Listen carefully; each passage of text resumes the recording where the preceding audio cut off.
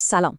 امروز میخوایم بریم سراغ یکی از مهمترین و تأثیرگذارترین کتابای راهنمای تاریخ. کتابی که به فرمانرواها یاد میداد چطور قدرت رو به دست بیارن و از اون مهمتر نگهش دارن. خب بیایید با یه سوال خیلی بزرگ شروع کنیم. سوالی که از اسکندر و سزار گرفته تا همین امروز ذهن هر حاکمی رو به خودش مشغول کرده. چطور میشه یه امپراتوری ساخت که صدها سال سر پا بمونه؟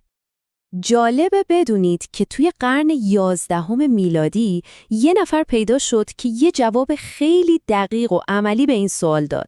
جوابی که هنوز هم که هنوزه داره شنیده میشه. اون مرد کسی نبود جز خواجه نظام الملک طوسی. خیلی خب، پس قراره چی کار کنیم؟ اول از همه با خود این مرد بزرگ و کارگزار قدرتمند آشنا میشیم. بعد میریم سراغ طرحی که برای امپراتوری ریخت. دو تا از ستونهای اصلی این طرح، یعنی رسالت الهی پادشاه و عدالت رو بررسی میکنیم و آخر سر هم میبینیم که این ایده ها چه میراثی از خودشون به جا گذاشتن. بسیار خوب. داستان ما با یکی از قدرتمندترین وزرای تمام تاریخ شروع میشه.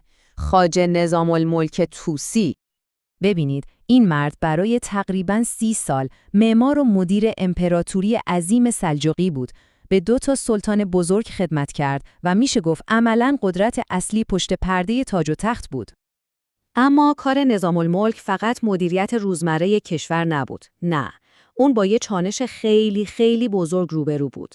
ارباب‌های سلجوقیش، یعنی پادشاهان، در اصل فاتحان جدیدی بودند که برای اینکه حکومتشون دوام بیاره، دزسپرادمه به یک سیستم حکومتی باسواد و مشروع نیاز داشتن. راه حل نظام الملک برای این مشکل چی بود؟ یک شاهکار به تمام معنا در فلسفه سیاسی به اسم سیاستنامه، که خب معنی اسمش هم خیلی روشنه: کتاب حکومت.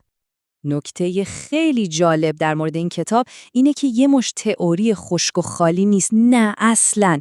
این کتاب در واقع جواب مستقیم به درخواست خود سلطان ملکشاه بود که از وزیرش خواسته بود یه نقشه راه عملی برای حکومتداری مؤثر بهش بده.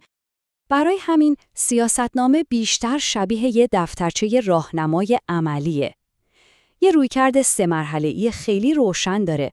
اول تاریخ رو تحلیل میکنه، بعد مشکلات موجود رو پیدا میکنه و در آخر راه حل‌های مشخص برای رسیدن به ثبات و شکوفایی تجویز میکنه. خب حالا میرسیم به یه سوال کلیدی. اصلاً یه پادشاه حق حکومت کردن رو از کجا میاره؟ جوابی که نظام الملک به این سال داد برای زمان خودش واقعاً انقلابی بود. اون میاد میگه که ببینید، این خود خداست که تو هر دوره‌ای یه نفر رو از بین مردم انتخاب میکنه و بهش قدرت پادشاهی میده تا نظم رو برقرار کنه و هرج و مرج رو از بین ببره. این همون مفهومی هست که ما بهش میگیم حق الهی پادشاهان. و اینجاست که نبوغ سیاسی نظام الملک خودش رو نشون میده. با این نظریه اون یه منبع مشروعیت کاملا مستقل و الهی برای سلطان درست کرد. یعنی دیگه قدرت سلطان به تایید خلیفه بغداد وابسته نبود.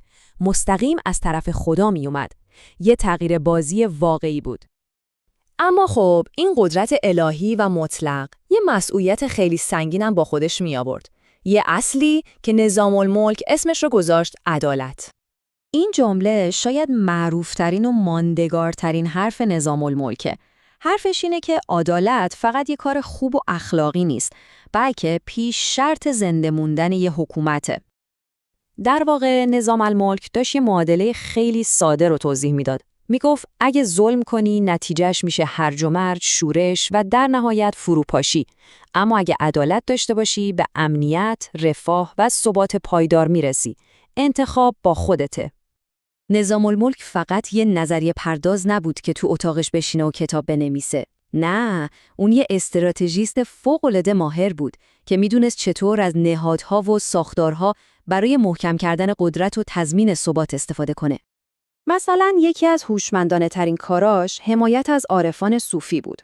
این کار چند تا تیر با یه نشون بود.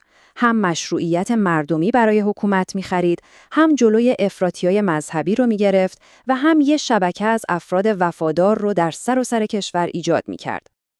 و البته مدارس معروف نظامیه. اون این مدارس رو ساخت تا یه طبقه جدید از مدیران و دیوان سالاران تحصیل کرده و وفادار به دولت تربیت کنه. اینها همون کسایی بودن که قرار بود طرح و نقشه نظام الملک رو تو سراسر امپراتوری سلجوقی اجرا کنن. و تأثیر کارش باور نکردنی بود. سیاستنامه برای قرنها به کتاب مرجع حکومتداری تبدیل شد. یه جورایی مثل یه پل بود که هنر کشورداری ایران باستان رو به اندیشه سیاسی دنیای اسلام وصل می‌کرد. و شاید شگفت‌انگیزترین قسمت داستان همینه. الان بیشتر از 1000 سال از اون زمان گذشته و ما هنوز داریم این کتابچه راهنمای قدرت رو می‌خونیم و تحلیلش می‌کنیم. این واقعا فوق‌العاده است. و همین ما رو با یه سوال نهایی تنها میذاره. اگه سیاستنامه کتاب راهنمای حاکمان قرن 11 بود، به نظر شما قوانین نانوشته‌ای که امروز دنیای سیاست و قدرت رو هدایت میکنن چی هستن؟